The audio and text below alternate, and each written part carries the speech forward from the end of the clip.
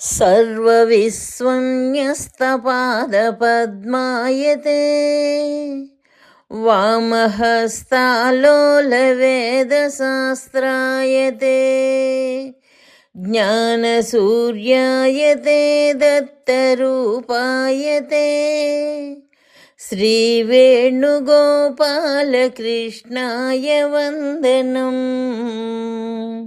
श्रीवेणुगोपालकृष्णाय वन्दनम्। श्रीवेणुगोपालकृष्णाय वन्दनम्। శ్రీదత్తవేదము, అక్షర ప్రసాదము, అష్టాంగయోగము. నాయనా, శ్రద్ధగా ఆలకించు.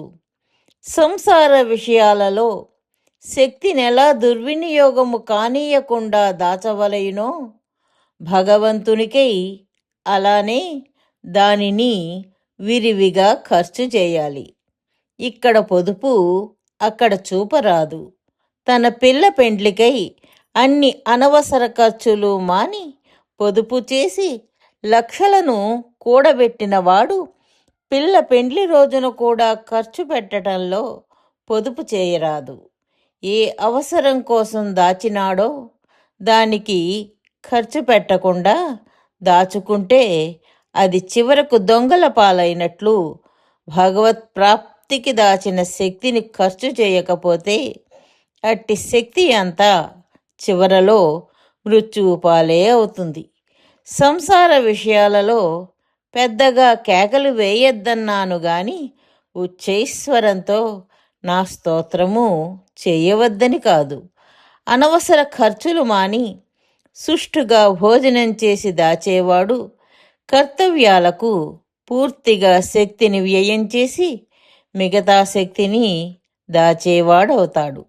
కానీ భోజనం కూడా మితంగా సాధారణంగా చేసి దానిలో కూడా దాచేవాడు ఇంకా 4 రోకలు దాచగలుగుతాడు. అలానే కర్తవ్యాలలో కూడా కేవలం కావలసిన వరకే మితంగా చేసి మిగతా శక్తిని దైవ ప్రాప్తికి దాచేవాడు ఇంకా శక్తిమంతుడవుతాడు. అసలు అన్నం మాని కేవలం గంజి తాగి దాచేవాడు ఇంకా దాచగలిగి పిల్ల పెండ్లి ఇంకా బాగా చేస్తాడు.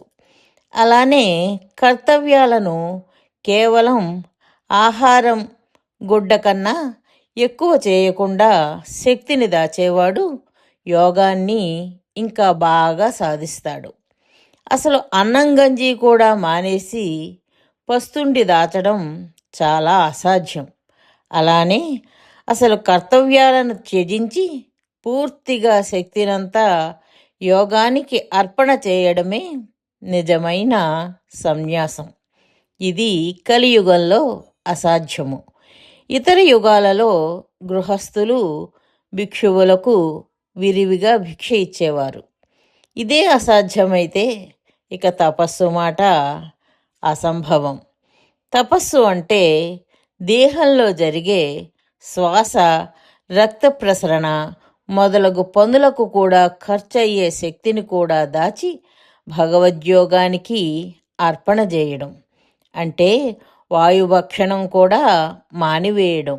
అటువంటి మహాయోగిలోని శక్తి సర్వము భగవంతునిపై కేంద్రీకరింపబడి ఆ శక్తిలో ఒక అణువు కూడా కనీసం దేహంలో అంతర్గత క్రియలకు కూడా ఖర్చు కాదు. అదే సమాధి. దానికి కలిమానవుడు ఎంతో దూరంలో ఉన్నాడు అన్నారు స్వామి.